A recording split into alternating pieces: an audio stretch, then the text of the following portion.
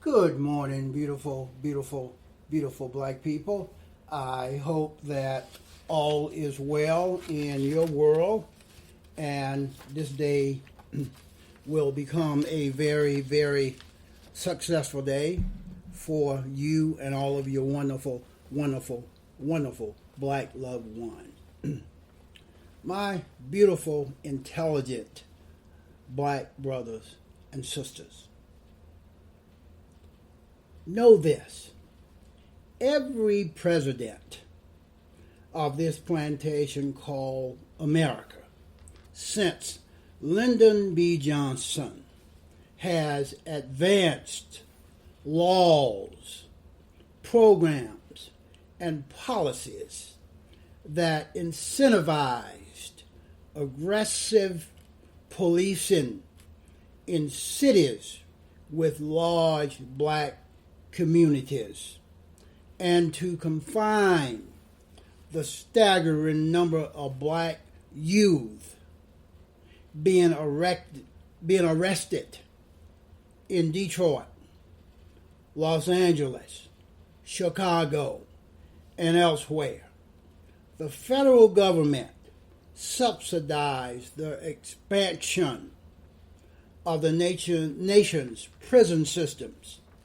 By the time Ronald Reagan entered the White Boy House, the administrations of Johnson, Nixon, Ford, and Carter had already paved the road to mass incarceration of black folks right here on this plantation called America. Therefore, Reagan's war on drugs only fulfilled earlier plans and prophecies to build a massive prison system and fill it with young black men. And now they are being filled with young black women. Black women are now the largest growing sector of the prison population right here on this plantation called America. So this should dispel the notion that mass incarceration was mostly a conservative agenda. It's been an agenda of both conservatives, Republicans, and Democrats since the ending of the Civil War in 1865, my beautiful black brothers and sisters. That is the preface. That is the state of black folks regarding justice and injustice right here on this plantation called America.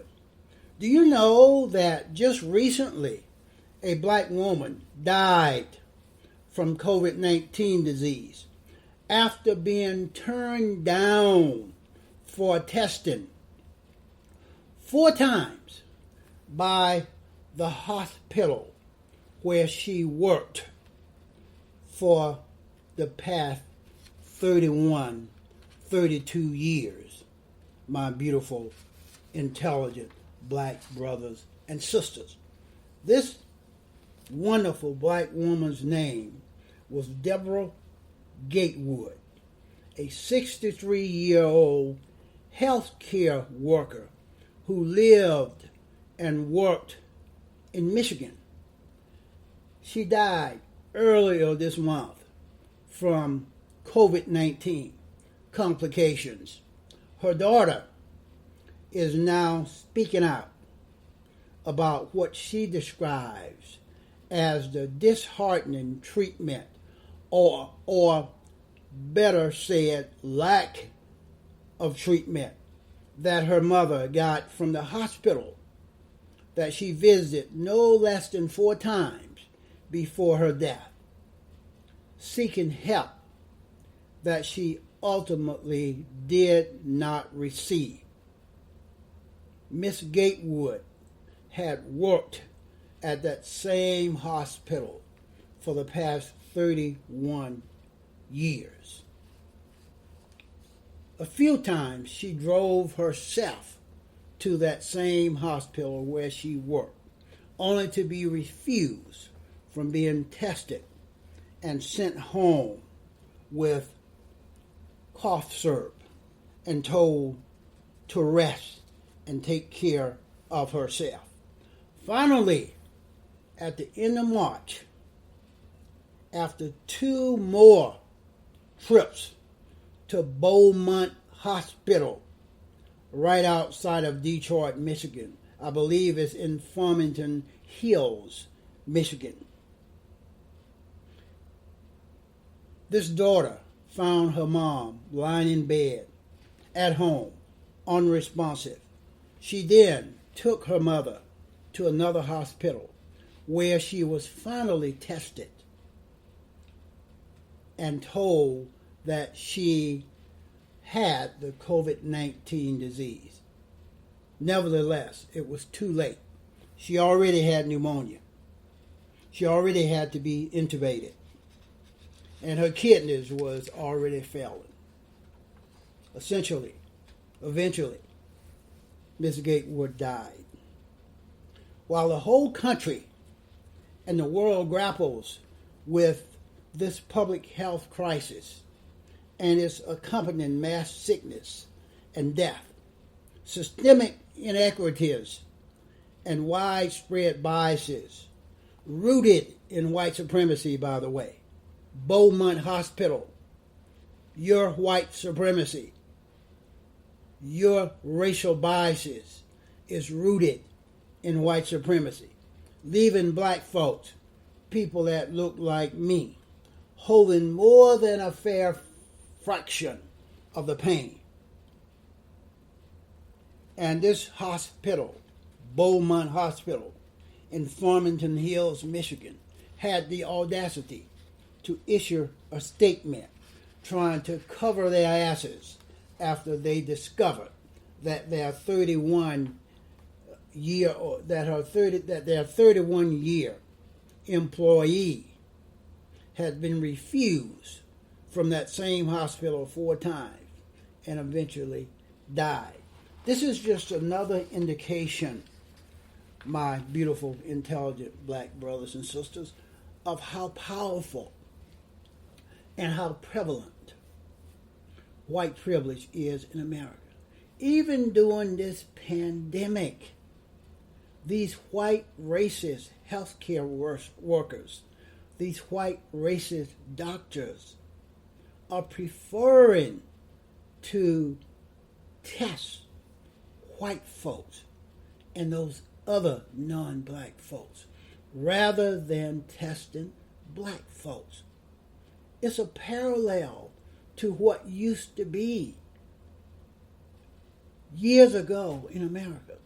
Black folks were used as medical guinea pigs. Black folks was not given pain medication. Black folks had to go through surgeries without pain medication, without being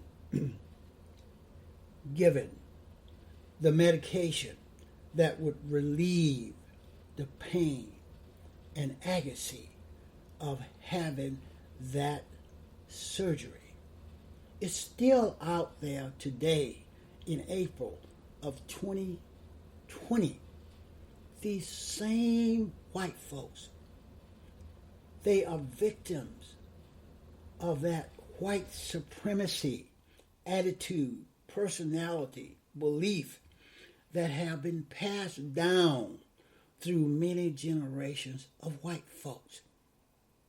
Even in a pandemic, racist white folks are refusing to test black folk when they know that black folks, the economically deprived, are dying disproportionately as a result of the COVID-19 disease. And Miss Deborah Gatewood is a victim of that.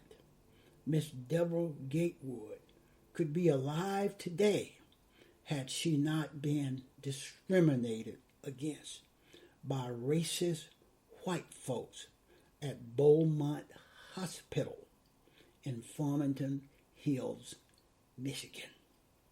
That's what I have on this one. Please go to the thrasherway.libsyn.com. There you will have access to all of my audio podcasts. And eventually,